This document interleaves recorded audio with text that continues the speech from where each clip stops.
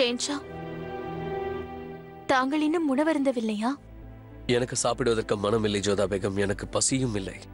ஆனால் ஷேன்ஷா, நாம் இவ்வாறு உணவை நிராகரிப்பது சரியல்லவே?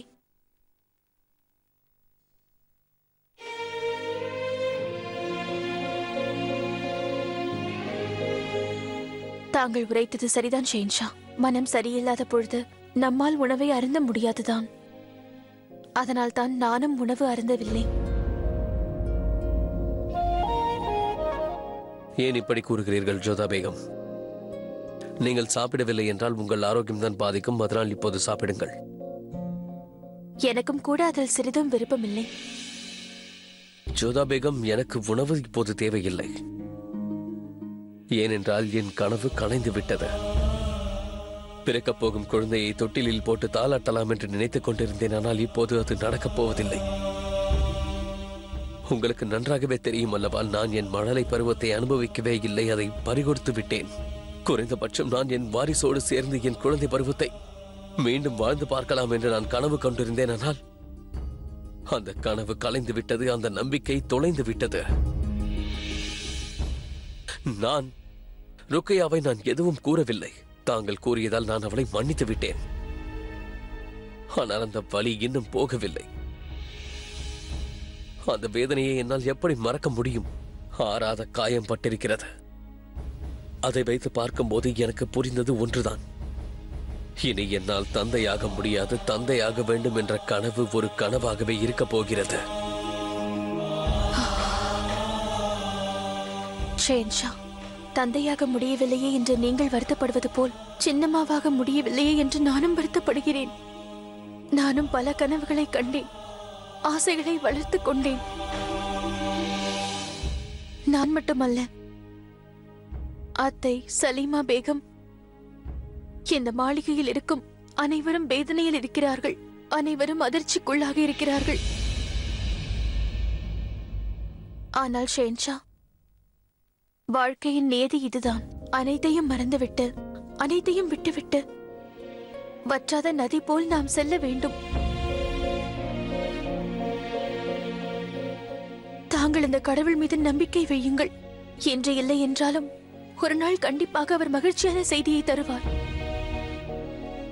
அதேபோல் இந்த உணவையும் கடவுள்தான் வழங்கினார். இதை தாங்கள் புறக்கணித்தால் உங்களுடைய ஆரோக்கியம்தான் கெட்டுவிடும் ஷேன்ஷா.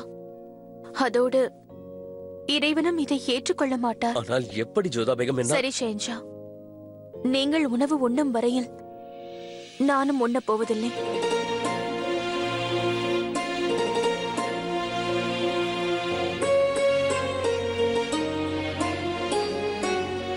உங்களுக்கு பிடிவாதம் அதிகம் அல்லவா? உங்களுக்கே தெரியும் அல்லவா, என்னுடைய பிடிவாதம் நிறைவேறும் வரை என்னை மாற்றிக்கொள்ள மாட்டேன்.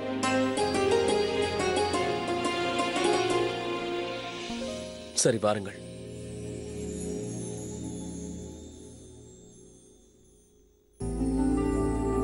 பிஸ்மில்லா செய்யுங்கள்.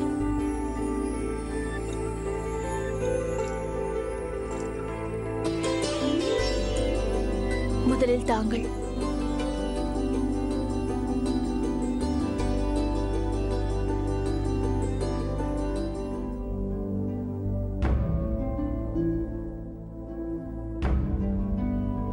சரி, நான் என் குழந்தை இந்த உலகத்தில் பிறந்த பிறகு இந்த தொட்டிலில் இட்டு பாட்டு பாடிக்கொண்டு தாளாட்டுவேன். இல்லை ஷேன்ஷா, வெறும் தொட்டிலை ஆட்டினால் அபசகுணம் என்பார்கள். வெறும் தொட்டிலை ஆட்டுவது அபசகுணம் என்று தெரிந்திருந்தால் நான் அந்த காரியத்தை செய்திருக்க மாட்டேன் ஜோதா பேகம். என் குழந்தையையும் நான் இழந்திருக்க மாட்டேன். இது நம்மை நாமே நிந்திக் கொள்ளும் நேரம் அல்ல, கடவுளை நினைக்கும் நேரம்.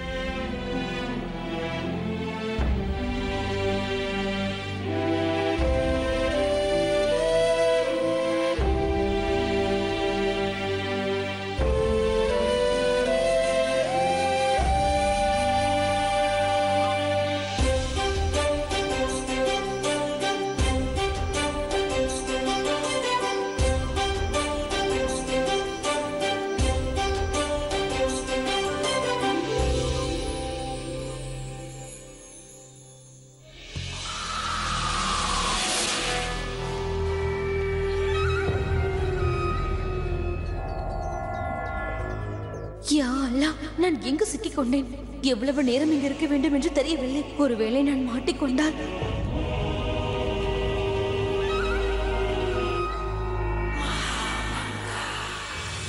மருத்துவர் அவர்களே, நோயாளியை எப்படியாவது குணப்படுத்துங்கள்.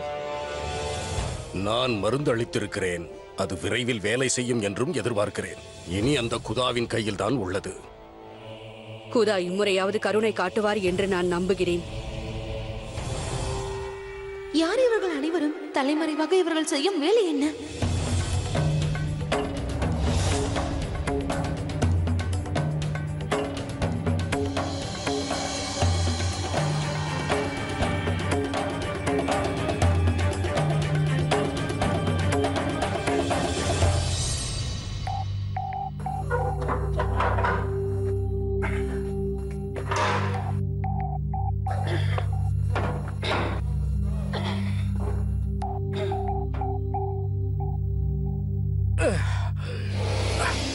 முடியவில்லை.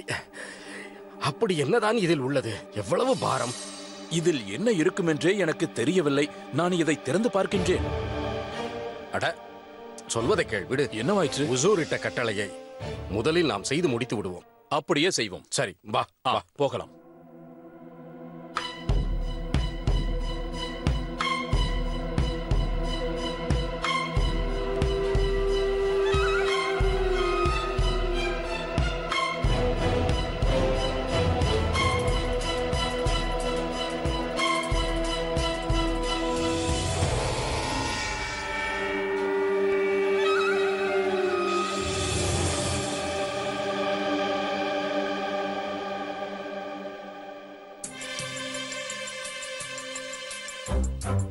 நான் தவறான இடத்திற்கு வந்து விட்டேனோ? இங்கு எனக்கு என்ன கிடைக்கப் போகின்றது? விரைவாக இங்கிருந்து சென்று விடலாம்.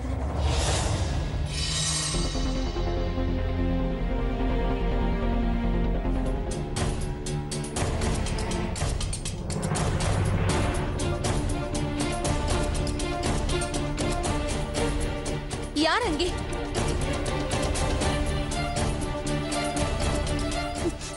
நான் என் குழந்தையை யாருக்கும் தரமாட்டேன். யார் அது? இது என்னுடைய குழந்தை, எனக்கு மட்டுமே சொந்தம். இதை நான் யாருக்கும் தரமாட்டேன். இது என்னுடைய செல்லம்.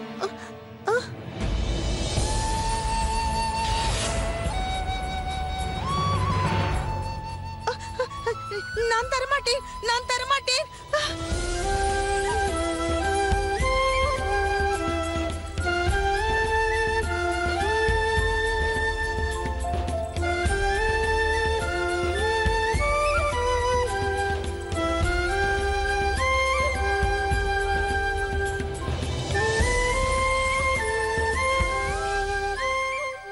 அம்மா, அம்மா, நான் தங்களை தேடாத இடமே இல்லை.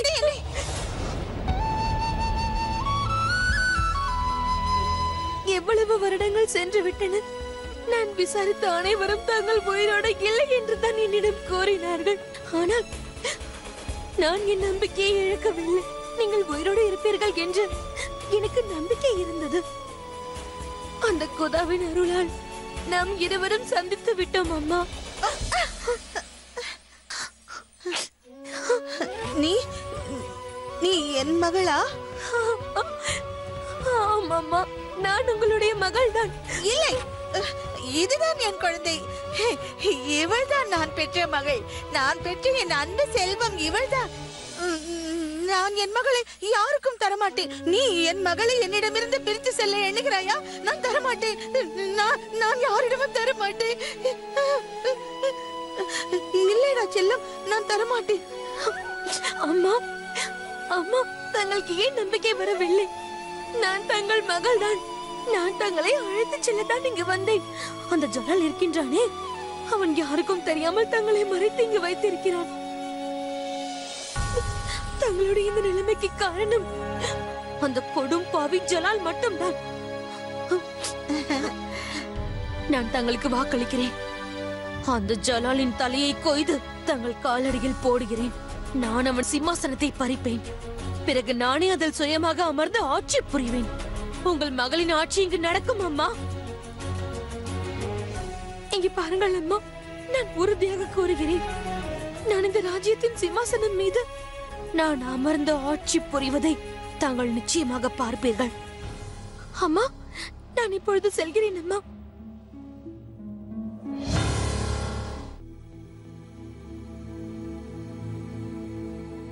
ஜலாலின் மனதை என்னால் புரிந்து கொள்ள முடியவில்லை. என்னை மன்னித்ததற்கு அல்லாவுக்கு தான் நான் நன்றி சொல்ல வேண்டும். ஆனால் ஏன்? ஆதா பேகம் சாஹிபா, ஜோதா பேகம் தங்களை சந்திக்க வந்திருக்கிறார். உள்ளே வர சொல்.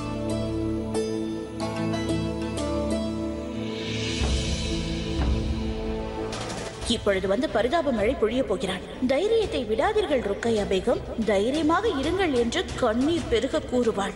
ஆனால் உள்ளுக்குள் நீ சிரித்துக் கொண்டுதான் இருப்பாய் என்று எனக்கு நன்றாக தெரியும் ஜோதா.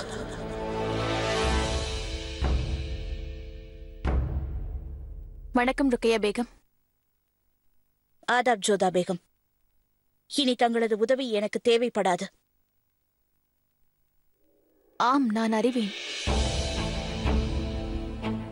அறிந்து கொண்டீர்கள் அல்லவா? பிறகு இங்கு வருவதற்கு காரணம் என்ன? நான் என்ன நினைத்தேன் என்றால், கண்ணீர் மல்க நின்று கொண்டு பரிதாப மழையை பொழியலாம் என்றா? கண்ணீர் வடித்துவிட்டு என்னை சமாதானப்படுத்துவீர்கள், அப்படித்தானே? ஆனால் ஜோதா பேகம், எனக்கு அதற்கான அவசியம் இல்லை. மிக்க நன்றி. நடக்க வேண்டியது நடந்து விட்டது. இப்பொழுது நான் அதை நினைத்து பார்க்க கூட விருப்பப்படவில்லை. என் மடியில் தவழ வேண்டிய குழந்தை இனி எப்பொழுதும் எனக்கு பிறக்க மாட்டான் என்பதை நினைத்தால் எனக்கு வருத்தமாக இருக்கிறது. அது என்னை அயராத துயரத்தில் ஆழ்த்துகிறது. ஜோதா பேகம், இனி இந்த விஷயத்தை நினைத்து பார்த்து நான் வருத்தப்பட விரும்பவில்லை. ருக்கையா பேகம் சரியாக கூறுகிறார் ஜோதா பேகம்.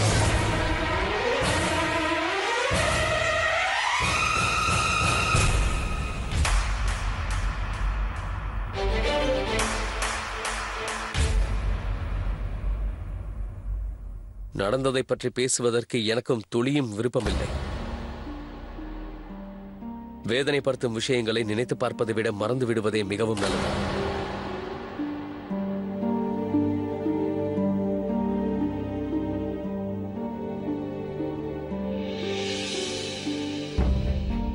ஜோதா பேகம், இந்த தொட்டிலை தாங்கள் இங்கிருந்து எடுத்துச் சென்று விடுங்கள். இனி இந்த தொட்டில் ருக்கையா பேகத்தின் அறையில் இருப்பது நல்லதுக்கு அல்ல. ஏனென்றால் ருக்கையா இதை பார்க்கும் போதெல்லாம் மேலும் வேதனை அடைவார்.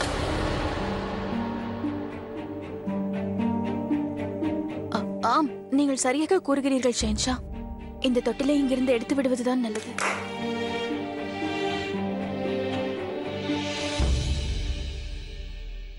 இந்த தொட்டிலை ஜோதா பேகத்தின் அறையில் வைத்து விடுங்கள்.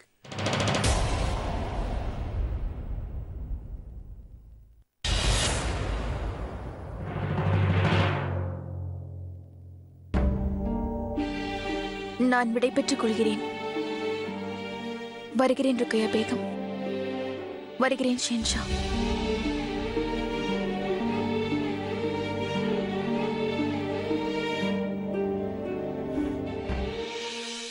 ஜலால், ஜலால், என்னுடன் பேசுங்கள் ஜலால். இனி என்னால் தாங்கிக் கொள்ள இயலாது. என்னுடன் சகஜமாக தாங்கள் பேசுவதில்லை. நான் இவ்வளவு பெரிய குற்றம் இழைத்தும் என்னை தண்டிக்கவே இல்லை. அதை நான் நினைத்து பார்க்கும் பொழுது அதை என்னை கொல்கிறது. ஜலால், என்னை தண்டித்து விடுங்கள். தயை கூர்ந்து என்னை தண்டியுங்கள். அப்பொழுதுதான் என்னால் என் முகத்தை கண்ணாடியில் கூட பார்க்க இயலும். உங்களை தண்டிப்பதற்கு நான் யார் ருக்கையா? அது மட்டுமல்லாமல் அந்த அல்லாஹ் உங்களுக்கு தண்டனை வழங்கிவிட்டார். உங்களால் என்னையும் தண்டித்து விட்டார். எனக்கு வேதனை என்னவென்றால், என்னால் தந்தையாக முடியவில்லை. அதைவிட மிகப்பெரிய வேதனை என்னவென்றால், இனி உங்களால் வாழ்க்கையில் எப்போதும் தாயாக முடியாது. ருக்கையா பேகம், இதற்கு அர்த்தம் என்னவென்றால், என்னுடைய விசேஷ பேகமான உங்களால் ராஜமாதா ஸ்தானத்தை அடைய முடியாது.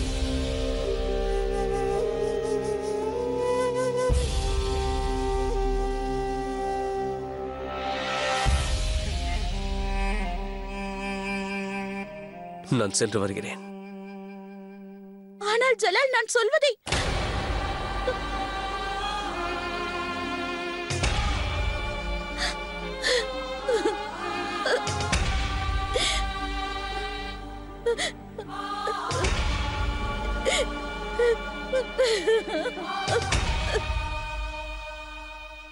கேட்டீர்களா அத்தை? அட, எதற்காக கைகளை காட்டி செய்கை செய்கிறார் ரேஷம் கான்? வாயில் ஏதாவது வைத்திருக்கிறாயா என்ன? நகர். அத்தை அவர்களே, அத்தை அவர்களே, தாங்கள் உறங்குகிறீர்களா? இல்லை, நான் குதிரை சவாரி செய்து கொண்டிருக்கிறேன். ஹாய் அல்லா, குதிரை இல்லாமல் குதிரை சவாரியா? அதுவும் கண்களை மூடிக்கொண்டா? அத்தை அவர்களே, விழுந்து விட போகிறீர்கள். ஜாவிதா, எனக்கு இப்பொழுது ஓய்வு தேவை, அமைதி தேவைப்படுகிறது. புரிந்ததா? நான் கூறப்போகும் செய்தியை கேட்டீர்கள் என்றால் உங்கள் தூக்கமே கலந்து விடும் அத்தை அவர்களே. தங்களுக்கு தெரியுமா ருக்கியா பேகத்திற்கு என்ன வாயிற்று என்று? ருக்கையா பேகத்திற்கு என்ன ஆயிற்று? ஹாய் அல்லா, இது கூடவா உங்களுக்கு தெரியவில்லை? இதை கூறுவதற்கு நேற்று மாலை உங்கள் அறைக்கு வந்தேன். எங்கே என்னை கூற விட்டீர்கள்? உங்களுக்காக வெகு நேரம் காத்து கொண்டிருந்தேன். ஆமாம், நேற்று இரவு எங்கு சென்றிருந்தீர்கள்? யமலோகம் சென்று வந்தேன். ருக்கையாவை பற்றி ஏதோ கூற வந்தாயே, அது என்னவென்று கூறிவிட்டு விரைவாக செல். ஓஹோ, நான் அதைதான் கூற போகிறேன். பெரிய தவறு நடந்து விட்டது.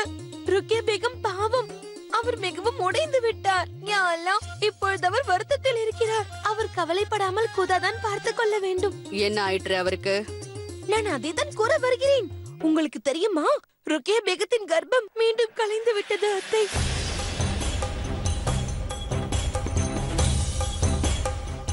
இவ்வளவு பெரிய செய்தியா?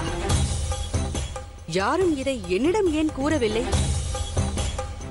நான் கூற வேண்டும் என்றுதான் நினைத்தேன். ஆனால் தாங்கள் ஓய்வில் இருந்தீர்கள். தாங்களுக்கு மிகவும் வருத்தமாக இருக்கிறது அல்லவா?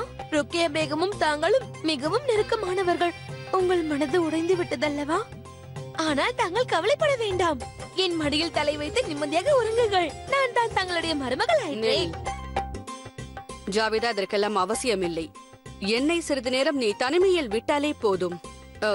எல்லாம் சரியாகிவிடும். நான் இப்போது ஓய்வெடுத்துக் கொள்கிறேன். சரி, தாங்கள் படுத்து உறங்குங்கள். குதா ஆபீஸ். குதாஃபிஸ். ரேஷம், நான் வேறு மொழியில் சொன்னால் தான் உனக்கு புரியுமா நான் ஓய்வெடுக்க வேண்டும் என்று? செல் இங்கிருந்து.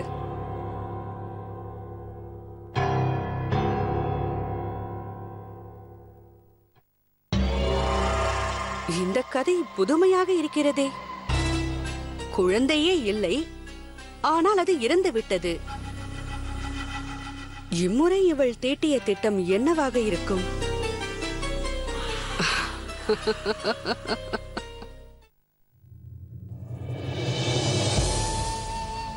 அம்மாவை தேடி கண்டுபிடித்ததால் ஒரு வழியாக பெரிய வேலை முடிந்தது. ஆனால் அவர் அடைக்கப்பட்ட இடத்தை பார்க்கும் போது எதிரியை இனி விட்டு வைக்க கூடாது என்று தோன்றுகிறது. என் தாயின் மனநிலை முற்றிலும் கலைக்கப்பட்டிருக்கிறது. இனி நான் உன்னை விட மாட்டேன் ஜலால்.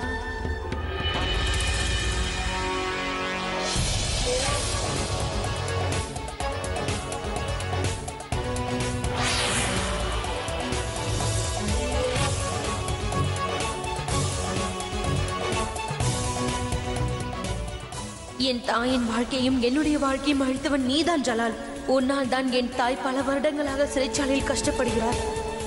நீ ஒரு பேகமை அவமானப்படுத்தி விட்டால் நீ இனியும் ஷெஹன்ஷாவாக நீடிப்பதற்கு தகுதி இல்லை.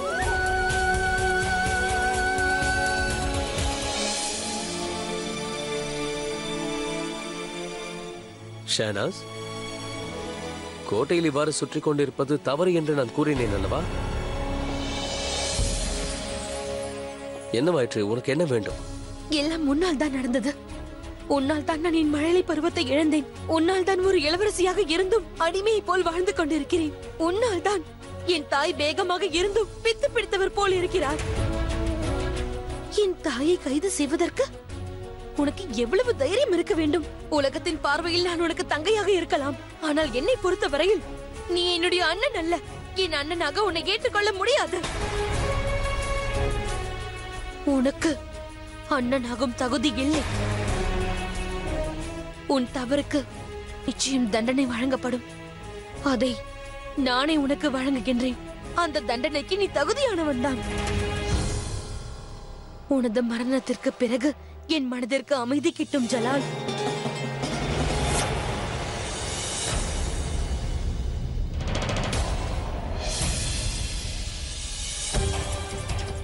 நான் உன்னை விட மாட்டேன் ஜலால். நான் உன்னை உயிரோடு விட மாட்டேன். உனக்கு இதுதான் தண்டனை. நீ வாழ்வதற்கு